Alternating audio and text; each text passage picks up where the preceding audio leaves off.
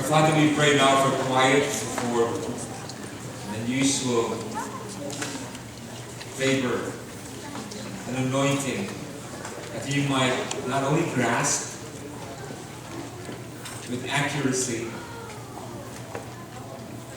your wisdom on why our lives matter and what that even means, that you might remove from our orientation and from the manner by which we live our lives hypocrisy, duplicitousness, that we might be men and women patterned after the Son of God. There is no shadow of turning with Him. What a life. And for you to tell us that that kind of life is not only available, but it is the point of life. That our surrender to the Lordship of your Son provides the path towards this kind of life. I pray that you not only allow your people to see a blueprint, but to actually enter in and say,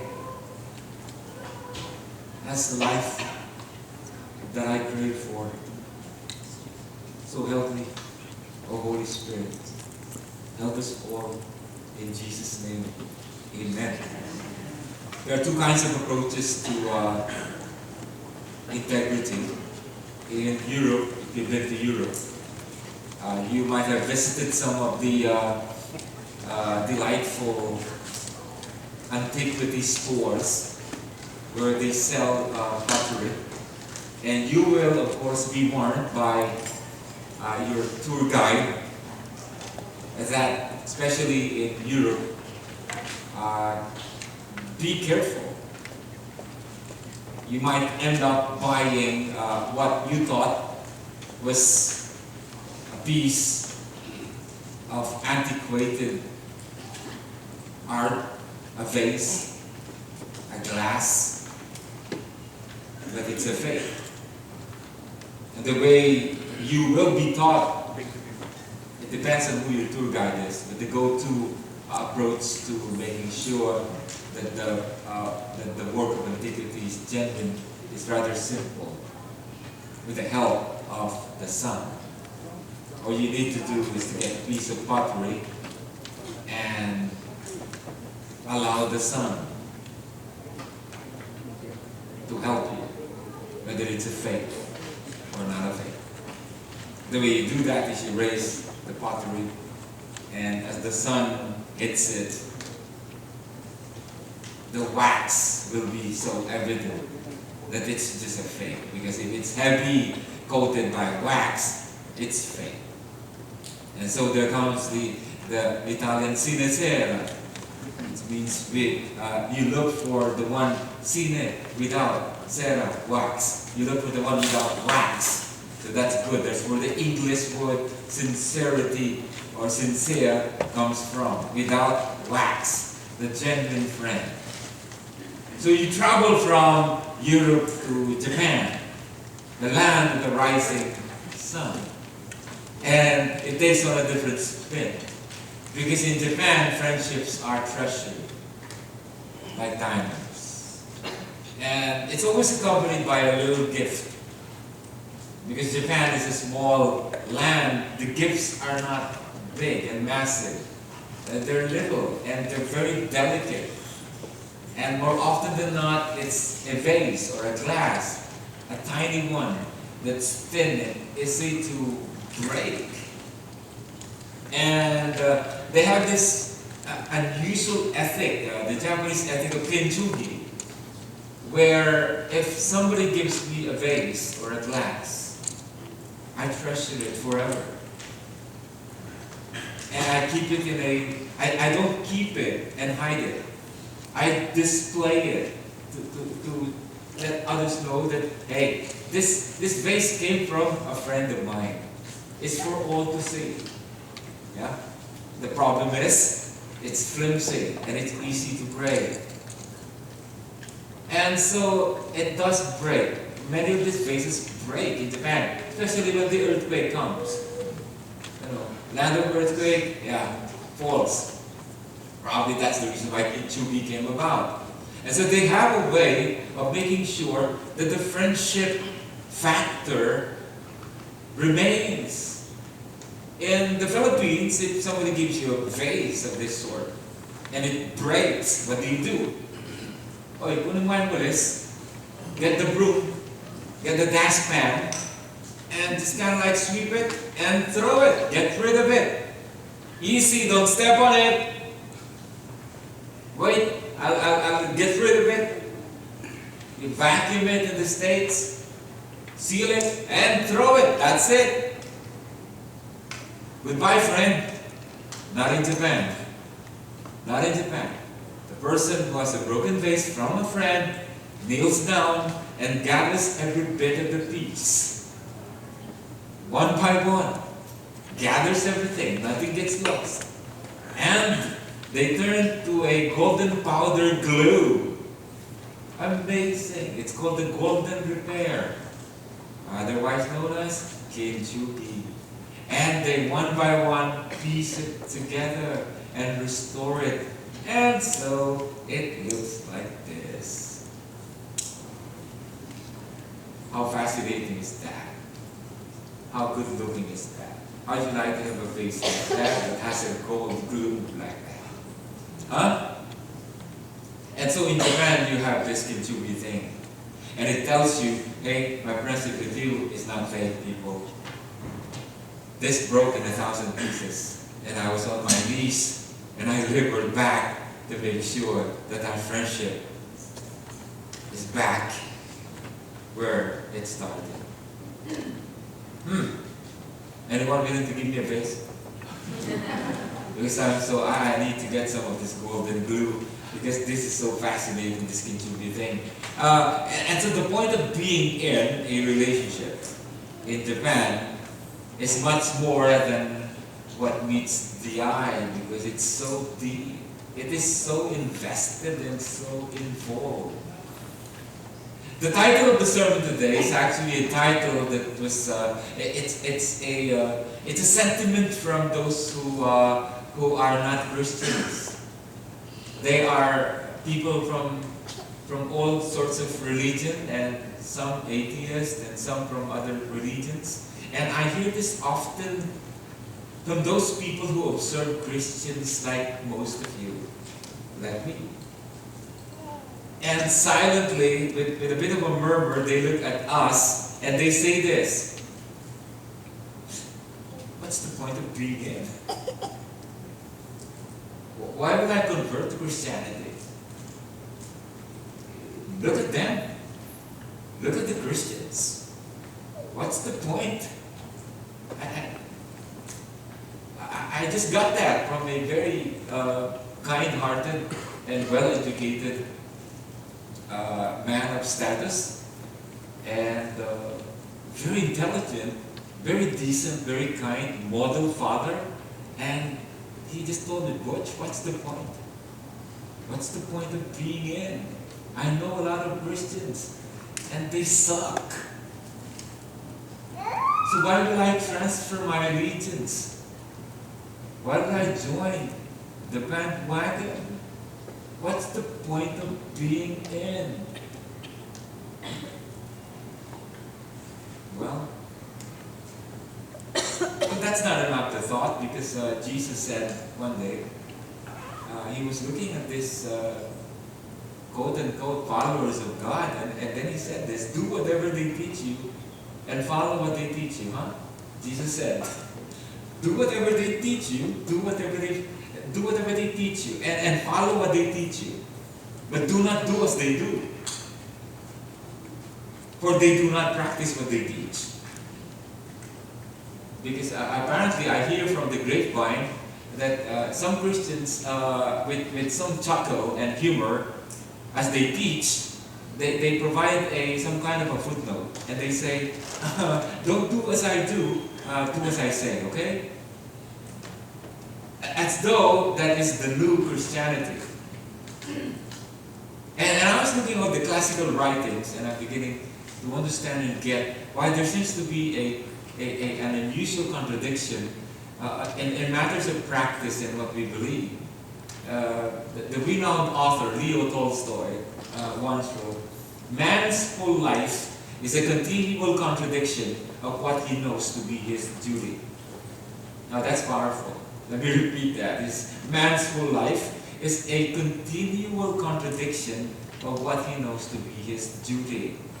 In every, he says, in every department of life, he acts in defiant opposition to the dictates of his conscience and his common sense. It sounds like Romans 8, we're not yet there, we're in Romans 2. But this is what's being said. If you are a human being, there's this pervasive rottenness inside. You know what's right, you know what you need to do, but something's inside that's keeping you from doing it. By default, you revert back to rottenness. That's what the Apostle Paul seems to be saying that. Like, I don't understand myself. I know what's right. I know it's God honoring. But why do I constantly catch myself doing this crazy thing? And that is sad. Because whether you like it or not, people from the outside, they look at us and they measure God and Christianity by looking at us. And when they look at us, they murmur, whisper, or sometimes aggressively say, "What's the point of being in if that's how you live your life?" And so we have a straightforward uppercut verse in Romans 2:17-24 because it really nails it on what this thing is about and what we as believers ought to do. Romans 2:17-24. And so the very first thing that I'd like for us to look at is label. Label. Okay. If you label yourself a Jew, by the way, this is branding, okay? And if you're Filipino, you know what I'm saying. Because Filipino and brands, it's like synonymous. You know why I'm saying that? In my village, just the way you look, you get a label. There's a guy who doesn't have any teeth, front teeth, just because he broke them. We call him bungal. We have a guy who is so grid thin and looks like a bamboo pole. Forgive me for the non-Kapampangan speaking people. That's a real dialect in the Philippines. We call him Tuko. We had a guy who had an afro just because his hair was curly. And you know what we call him? Pabo. Because he looks like a turkey. It is mean, but the labels are crazy. But they stick. And on the contrary, if you're kind of like sassy and all and like you're really good, you get the good brands. You get the good brands. Like if you look like Piolo Pascual, they call you Piolo. That's an actor in the Philippines. Like Pastor Robert even had a label when you were young. They called you Andy Garcia. Yeah, that label stuck, right? Andy? Do you even know Andy Garcia? No? That dates you. Anyway, when we try this, labels are crazy because they stick. And more often than not, the labels affect us. Whether you care or not, subconsciously or consciously, if you were labeled, that sticks. And more often than not, that leverages your kind of like the way you live. And so we are told there, but if you label yourself a Jew, by the way, the snootiest class of people, because if there's any bragging rights about rightness with God or religion, who even comes close to the Jews? They're like the summa cum laude of religion 101. So they're very snoopy. And they're saying, we are the original Levi's people. You are all copycats. And not only that, if you call yourself a Jew and rely upon the law and boast of your relationship to God, by the way, we are not only the original chosen people of God, we've got the original tablets. What you guys have are iPads. We've got the original Moses handed to me, Mount Sinai, tablet. No need for upgrade. This is the original tablet, that's what they say. Not only do we have the original tablets, but we have the only relationship that was handed down by God. We are the chosen people. So talk about label. If you're a Jew, and to this day, talk to a Jew and tell me if you don't feel that. If you don't feel that kind of a pedigree, that they know that they are like the original. It's a label. But nonetheless, the Apostle Paul is going to say, you people who are of the snootiest kind. Now let's translate that to the biblical community church. You know, it's cool to be a BCC member, do you know that? And it's rather cool to be a believer.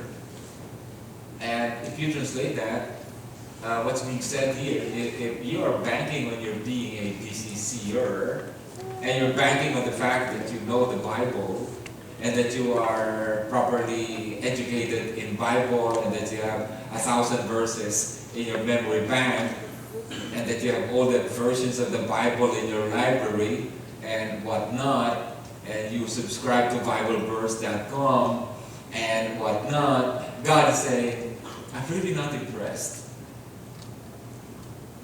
I'm really not impressed, because that's kind of like what the Jews do. I'm not impressed with you being a Christian. God is saying that's just a label. I don't care about labels, God is saying. But there's something I care more than labels. So he moves, that's label. If you approve what is excellent, if you know the will of God, good. If you approve what is excellent, because you are instructed in the law, I know you are, good, but it does not really impress me. And now this is really getting serious, because the Jews are saying, you know what, of all the people on planet Earth, we know what's right. We know that because the righteous God, the God who is so true, told us how to live well. So, look at us, we know this. And God is saying, I'm not impressed. I'm not impressed, just so you know. You know this stuff? I'm not impressed. It's not impressive at all. And then he goes on to say, and if you are sure that you are a guide to the blind, a light to those who are in darkness, corrector of the foolish, teacher of the children, having in the law the embodiment of the knowledge and truth. Even you go out on missions, I know, and you teach people about the Word of God, good as it is. You think I'm impressed by that? There's some work that's being done, I know, but personally, you think that impresses me about you? And God is saying, not a bit. I'm looking at this. So why? Because something's happening here. To the Church of Rome. Something's happening. There is actually a disconnect that's happening. It's only a label. It's only a label. Because there's something that God looks for beyond the label. And it is this. Because if he finds in the label libel, then you and I are in serious trouble. You know what libel is? It's the defamation of character based on your witness.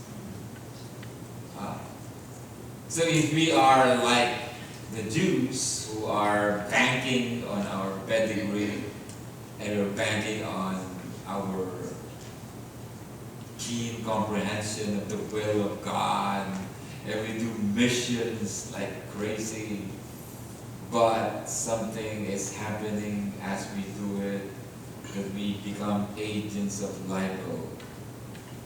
By virtue of our witness, we defame the honor of God. And God shakes his head and says, no. And so he goes on to say, you then who teach others, will you not teach yourself? You then who preach against stealing, do you steal? You then who say you must not commit adultery, do you commit adultery? You abhor idols, do you rob temples? You who boast in the law, do you dishonor God by breaking the law? For as it is written, the name of God is blasphemed among the Gentiles because of you. You know, the story is actually in Isaiah and in Ezekiel where God used that terminology. My name is blasphemed among the Gentiles because of you. And the story is this: the Israelites were called the chosen people of God, but there's nudity, there's branded, they have this label, but everything about their conduct and the way they operate is a contradiction of terms. So God was so mad that he said, I'm done, I'm going to punish you. And so I'm going to uproot you from where you live, and I'm going to send you to Babylon. And so the Chaldean armies picked them up, and while they were being paraded out of their city, the Gentiles who were not Jews were looking at them, and they're saying, my goodness, something is wrong in this picture. This crazy, proud Jewish people who say that they are number one, that they say that their God is super strong. My goodness, how can this be? How can that be? They just lost the war. And they lost their country. And they're being sent to Babylon. My goodness. The gods of the Chaldeans are more powerful. And God says, because of you, my name is desecrated. That's easy to say. My goodness, Jews, why are you like that? Copy and paste to the Gentiles now. Copy and paste to the label of born-again Christians. Because it's a fancy term. There was a time that being born again has become so cool in the Philippines that every celebrity wanted to be born again. I know of one celebrity actor who used to be a porn actor, became born again. Yeah, people were celebrating. But after 2 years, he went back to porn. And he had this thing. Born again once, burn again now. So what is this? What is this thing? God is trying to tell us, you know what's the thing that I care about the most? Is my name. This is not some self-loving God. But he cannot contradict himself because he's so holy and his glory is beyond compare. And the only reason why he created us is so that his glory gets exalted above all. And we get to share the joy. And when we get to share the joy, we find the point of life. Because the point of life is the exaltation of God. Once we get this, then we get the meaning of life. But then we have a problem because I was kind of like reading on a fascinating work of G.K. Chesterton. To disbelieve in God, to ignore God in your existence. He says, to disbelieve in God would be like waking up in the morning, looking into the mirror, and seeing nothing. There would be nothing to reveal your appearance. That is so on point. And so once there was an article in the Times of London entitled "What's Wrong with the World?" And it's like a question, open-ended and inviting editorial letters from people. What's wrong with the world? That's the question. Times of London. G.K. Chesterton contributed a one-sentence answer. You know what his answer was? I am. Period. He said, I am. Period. Yours truly, G.K. Chesterton. Such humility. But it is so like accurate. What's wrong with the world? We are. And it doesn't matter whether you're a Jew or a Gentile. Humanity is shot. We are the problem. And the problem is, we lack humility to even accept it. And so, I bring you to the third one, liberty, which is actually the reason why this is here. And the text is here. We need to indict our sensibilities. But in order to spur us into an awakening, and there is a serious problem. We are in bondage. 2, a false recognition of what life is, based on a false identity. Why am I saying that? I think every person who's sitting here has a name. I even see one who has a name tag. My brother Ray. I'm going to invite you a little bit later, sir. Do you have a name? You do? I do. The thing is, do you happen to really know who you are? Or are you like my good friend Jacob? In the Old Testament, there's this fascinating story. Genesis 32 is my favorite story, where Jacob, by the way, Jacob is a very fascinating person.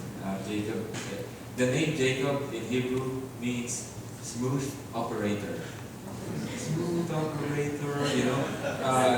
He is a very unusual kind of a Middle Eastern guy because he's not hairy. Most Middle Eastern that I know, they are hairy.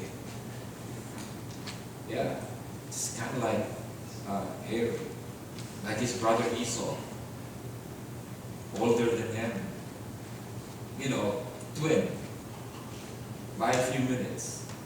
But the problem is this: Esau was the favored one because it's the older one by a few minutes. But then this became an issue with Jacob because he sensed that when the time comes for the giving of the ancestral turnover, Esau, his big brother, would get the big pie. That became a problem. And so because his name is Smooth Operator, he lived up with his name. All he did, all his life, was to deceive the people around him. Do you know people who are so good in deceiving people? Don't look at me, because that's us. That's all of us. And if you're not admitting that, listen in. Because that's the point of the gospel. Every human being is a deceitful person. That's why we need someone to correct us. And so let's go back to Jacob. And so Jacob again, his name is Smooth Operator. The day of reckoning came. And the day of blessing necessitates that on the last day, that your dad is about to die. In this case, his old dad. His dad said, I need some stew. And so, Esau, my eldest son, can you please hunt for some delicious animal out there and bring back that animal and then cook me my favorite stew. Will you? And then Esau, the oldest son, and be quick, my son, because when you come back and when I'm done eating the soup, I'll bless you with the ancestral blessing so that you get the big chunk of the inheritance. And Esau, the wild man that he is, went outside and hunted for big game like that. But this was happening. Jacob, the smooth operator, huh? Was at home. He didn't love the wild game. He was at home. But he was eavesdropping and listening to what was happening. And the mother also was in connivance. They were in cahoots. And so the mother said, "Baby boy, did you just hear what your daddy said? The blessing is about to go to your big bro. So let's do something to stop that. Cut some hair from the goats and get some elder's glue. Because what we're going to do is we're going to paste some hair in your otherwise smooth skin." And so they worked this out. This is funny. I'm reading this and I'm kind of like, wow, this is good stuff. This should be done in movies. So they cut and pasted this awkward looking hair on the body of Jacob. "Mom, you think this is going to work? Mom, this is uncomfortable. This is so hot. Son, trust me. This is the way to go. I know your dad is next to blind. He won't even see you." So what I'm going to say, my voice is falsetto.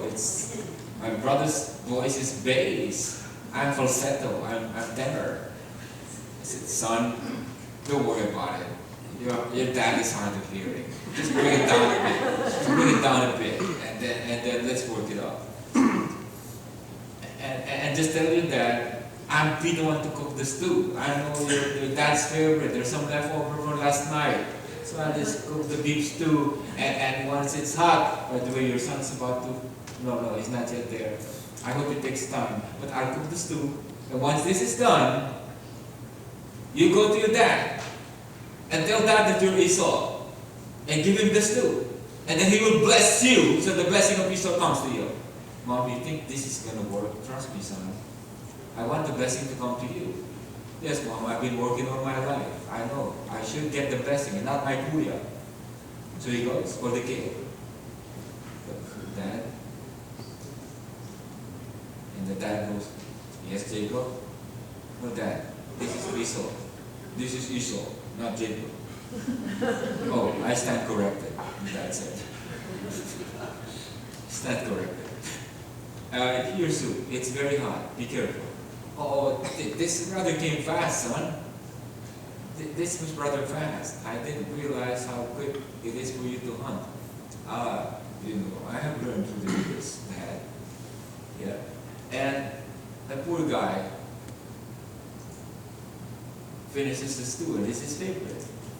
And he said, "Well, son, it's time. So Esau, my boy, come here. So, son, just to be sure, for validating purposes, what's your name again?" Because you smell differently. "What's your name again?" "Dad, I am Esau." Okay, I'm validating. Okay, come on. Kneel down, son. And you know how the ancient Near Eastern tradition is, by the way, that is as good as a signed contract. Irrevocable. So the father lays his hand on his son, Jacob, whom he thinks is Esau. And it says, "My son Esau, all the blessings that are designated for the firstborn, I now impart upon you, and may no man ever break this." Done! And then he runs to the mother and says, "Mom, this is crazy, but I just got the blessing. That's what I'm talking about." And here comes Esau. And to cut the long story short, he learns about this scheme, and he goes wild. And he looks for his brother. Where is Jacob? And the mother already had a plan. He said, "Son, you better run to your uncle, because your brother's going to kill you." It's a crazy story, right? So he runs to his uncle and hides for a season. And to cut the long story short, because of deceit again, he becomes a rich man. Jacob, my goodness, becomes a rich man. It's kind of like, it's kind of like just very good and shrewd and manipulative. Lives up to his name, smooth operator, Jacob. But the day of reckoning came. Because his uncle, whose name is Laban, had too much of him. Had too much of him. And he got kicked out. And so he was living and fleeing away from Laban because he has no place to go. But he was told by his assistants, hey, sir, you know what? Your brother and some armed men are on their way. They heard that you're in a caravan. And Jacob goes, oh my goodness. Oh my goodness. Oh my goodness, the day of reckoning. Oh no. And for those of you who know the story, you know what happened. He falls flat on his face for the first time. In his personal life, he exhibits genuine remorse. He never falls flat on his face and asks for mercy from God. Never. He falls flat on his face and weeps alone and begs God for mercy. And you know what God does? Listen, because this is you and me. God says, son, what is your name? Now, when was the last time that question was asked? Do you remember? When his dad asked him his name, and he said, Dad, I'm Esau. Remember that? And now God turns around after a few years to make things right. And God says, son, what is your name? I see you crying, and I see you remorseful, but I need this just to validate what is your name. And I love it when he said,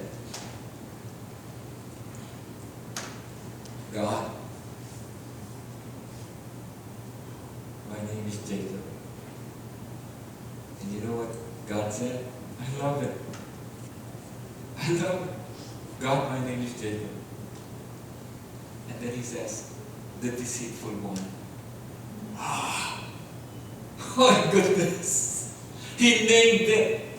He said, I'm Jacob, the deceitful one, the liar. And you know what God said? You have been truly a duplicitous man.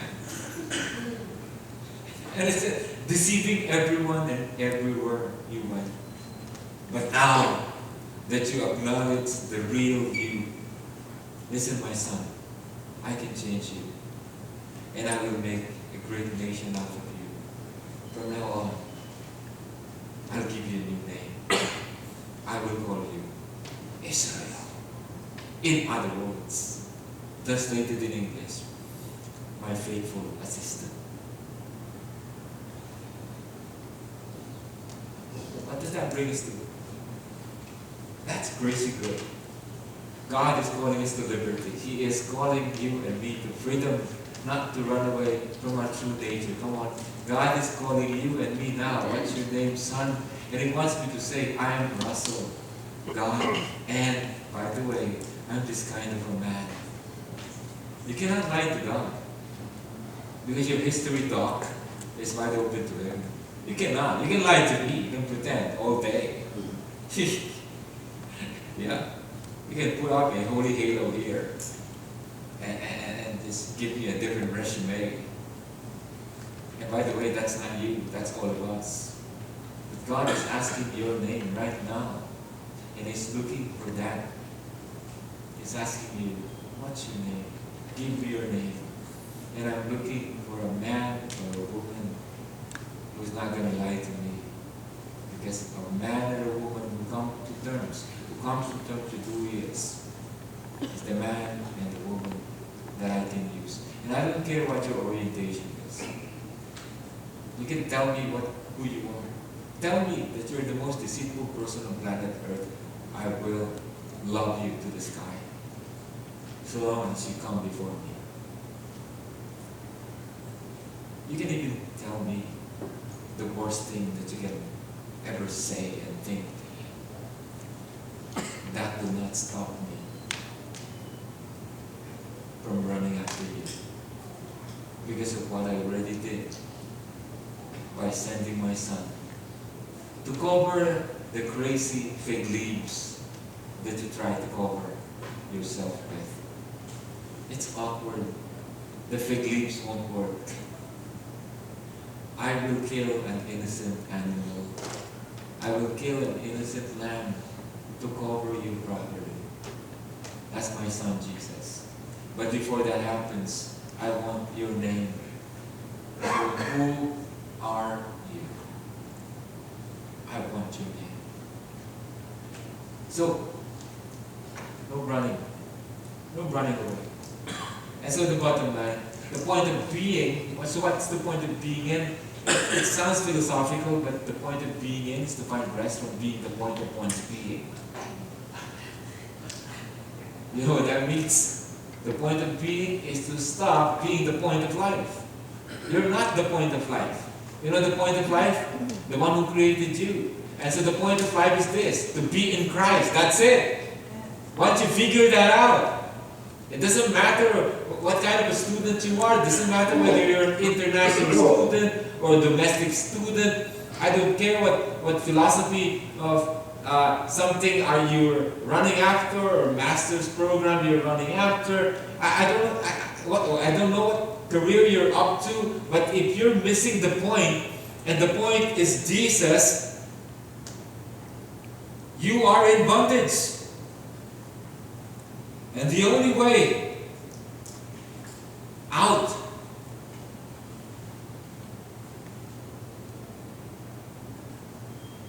is to answer the question that's being asked by your master today.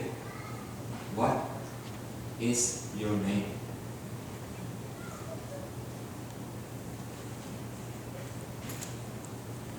And then I'll give you a new name.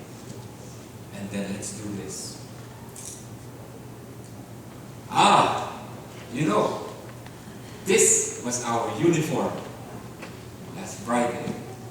Just so you know that I'm so relaxed in my attire today. It's 1.7 miles from home. You know, I told the Lord like a month ago, Lord, I'm going to tell you my name. Okay, I'm Butch to you. I go by Russell. That's my American name. But I go by Butch. You know me as Butch. And you already know who I am. So I told him who I am. And if there's anything that is so troublesome about me, is I'm a pastor, but more often than not, I do not believe your capabilities. That's always the battleground. I read the Bible and you're the God of miracles, but I'm very careful, I'm very rationalistic, and I go by strategies, and I listen to plans, and whoever gets my nod is the one who makes the most sense. But I find in the Bible a contradiction,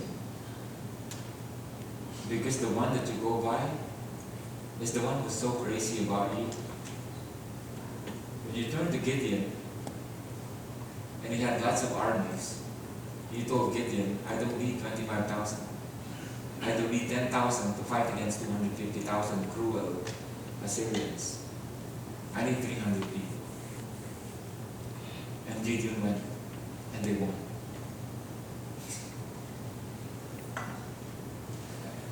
Your disciples are like me, because when Jesus said, you go to the upper room and you prepare a table, because I'm going to do the communion thing. And the logistical operation person of the 12 disciples said, but boss, we have not prepared for this. And Jesus said, I know, but go to that building over there, and it's already prepared. Just go there and tell them that your master wants the room. And by the way, there's a donkey there that's tied on the post. and get it. And the owner will ask, what are you doing? And then the owner of the donkey, my master needs it. Do they follow? They do. I look at the manner by which this thing is done. The master gives you a clear thing.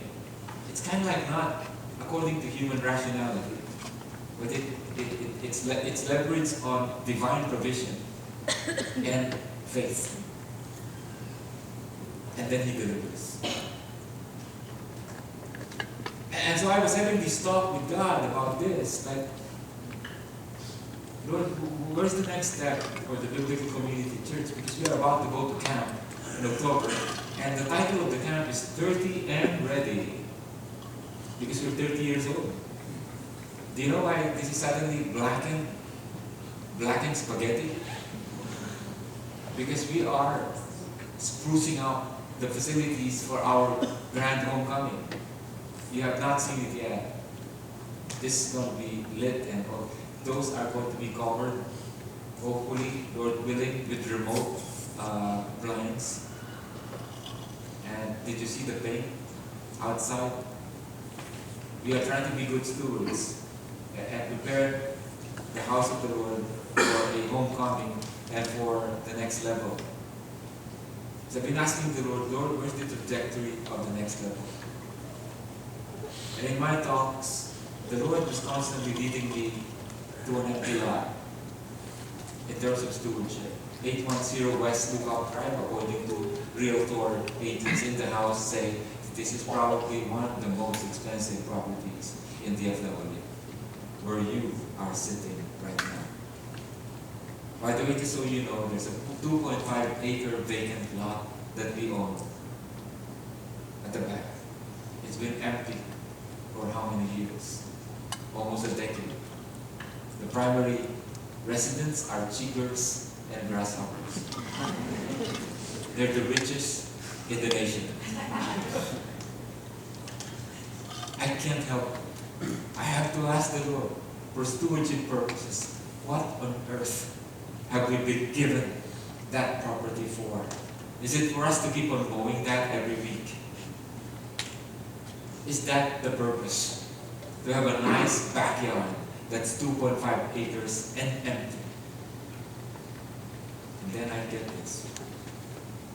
You are so myopic. Try to walk further than the lot. That's what I did. Guess what I had? University of Texas in Dallas. I had, oh my goodness. What do you want me to take another PhD? So that I can be more of an expert in something, sociology, and psychological whatnot. And then in my deliberation, it just suddenly dawned on me. That is a harvest. So I was doing nothing. I was telling God, you know, I'm capable of manipulating, but I'm just going to wait on you. And so it happened. I already told you. I was seated at Starbucks, and the group of Ray Cotton, and there was one of the leaders, Kylie, approached me while I was sipping my Starbucks at 5 in the morning last Sunday, and just approached me and broke the news that international students are coming in this year again, and that UT is desperate in asking for help from churches around who are willing to friendship partner with a foreign student. And I didn't have any concept of friendship partnership until I went there myself, a Christian. And the first impact was a German student, fresh from the airplane, kind of like lost and wondering what this thing is all about. And one thing led to another, and I was told, yeah, UTD is the 11th in the nation, is the most diverse. There's not a majority, there's not a single majority race. 28,000 population, 9,000 of those are foreign students, who, when they graduate, They become leaders and influencers in their nation. And whom I told, if ever a Christian group partners with them, 60% of this become believers. One of the guys that I delightfully met is a good-looking scholar from the UK. And he's here with us today. And his name is Jose. He's not Kapampangan. Because normally in my dialect, it's Jose with a H. But he is Jose. He's taking his PhD in business. But our people swarmed him. And we told him, your home is 0.7 miles from where you are studying. And it's right there.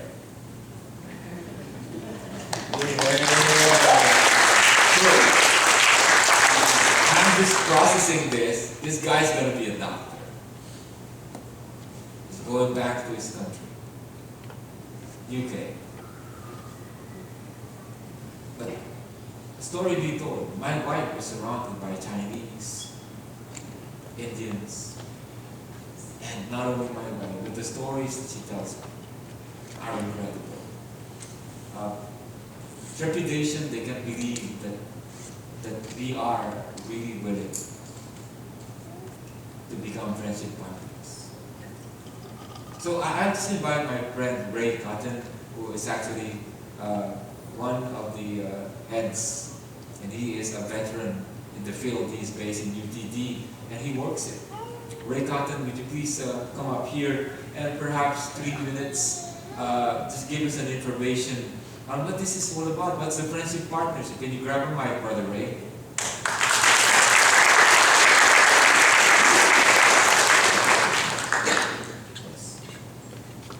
Yes, there's over 8,000 international students at UT Dallas.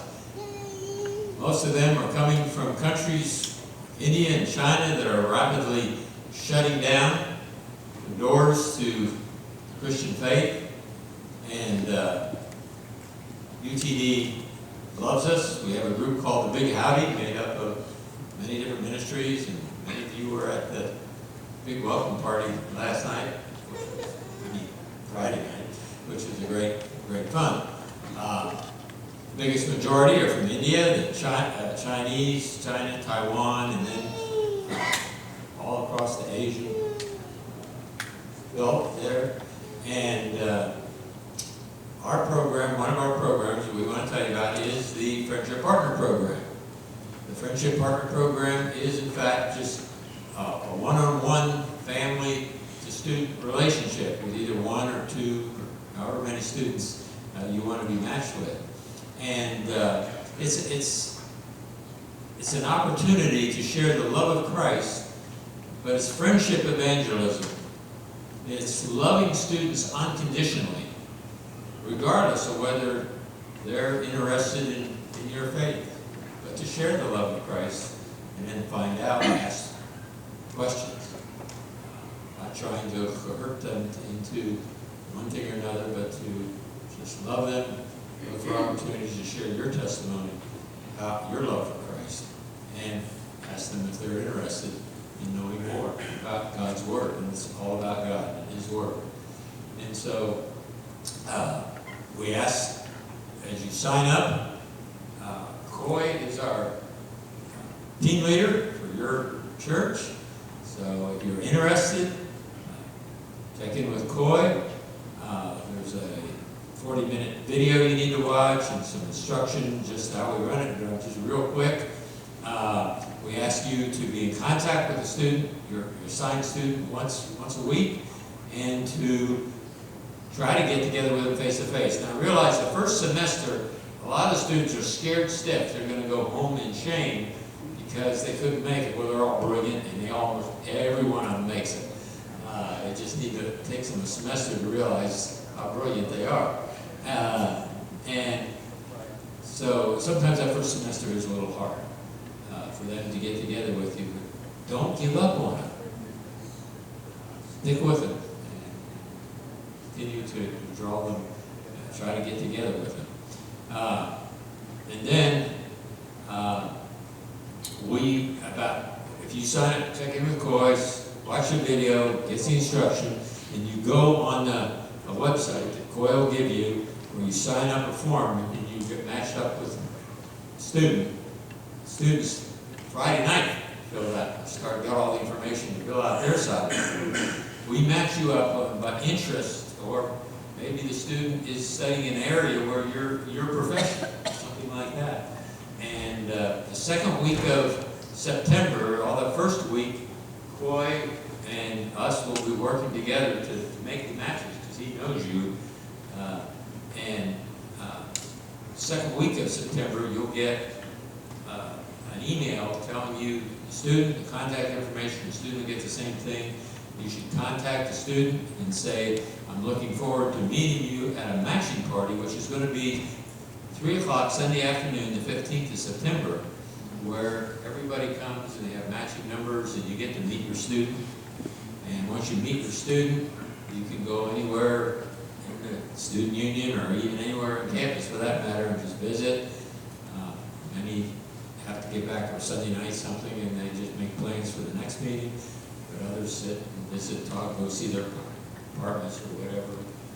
It jump starts the relationship. If you can't be at the 15th meeting, then you just go ahead and work out another arrangement with the student. So that's pretty much what's involved.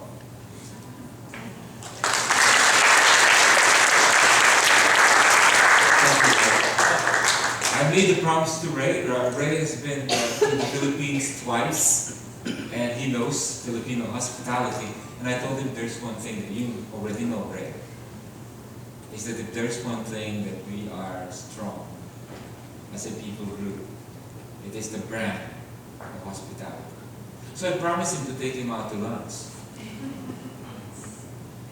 Yeah, if you want to intercept that and do that for Ray, I won't mind it. But please honor this man and tell him how thankful we are for what he does for the advance of Christ. And I'm looking for UTD students because we prepared a poster because we had this thing. I said 1 or 100.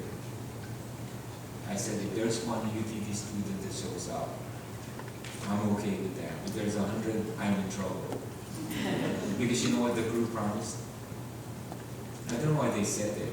Maybe it would be spirit-led. Because Friday night, I overhear the chatter, and they are inviting the UTD students with a promise. You come to church on Sunday, we'll feed you lunch. I said, how can that be? There's 300 that shows up. But it turns out, I only see one. And it's Jose. People grab him, okay? You will be blessed. I already had this serious time with him yesterday. And he is a very delightful young man. He's 25 years young and pursuing his PhD.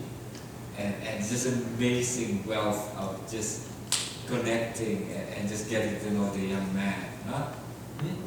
Praise God. And by the way, he's a professional semi-pro soccer player. And he's not joking. Because he was about to take control of our empty lot and say, Pastor, can I use that? Because I want to train you guys how to properly play soccer. I said, well, let's see what happens. Because I don't want that lot to remain empty. I want it to be filled with UT students as a major outreach in this area. So what's the point? The point is this. I'd like for you to ruminate. Because in terms of practical, it is this. I pray that every BCC family would be a friendship partner to at least one UT foreign student. Does that mean that you have to accommodate them in your homes? No. No. As Ray mentioned, the minimum requirement is this. Call them once a week and ask how they're doing.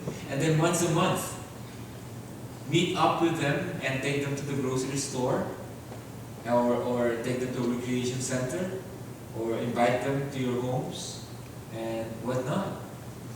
Delightful. And what happens is the friendship partnering in the name of Christ. which is a clear gospel line. This is so organic, because if the stats are going to have already revealed the trajectory, 60% of those who get into the friendship partnership, so they turn their lives over to Jesus. We are good in this. We have, in our track record as a church, we've had 2 international students coming inside. Just 2. What a shame. One is from Romania. Her name is Raluca Bergera, full-on atheist. Goes back to Romania and becomes a Christian. And is now a personal attaché at the British Embassy in Romania. Raluca Bergera. Do you remember him? Yes. And the other one is the doctor in PhD in computer science. What's his name again? Dr. Kwan. Dr. Kwan. Dr. Kwan had his PhD. You know how he got saved?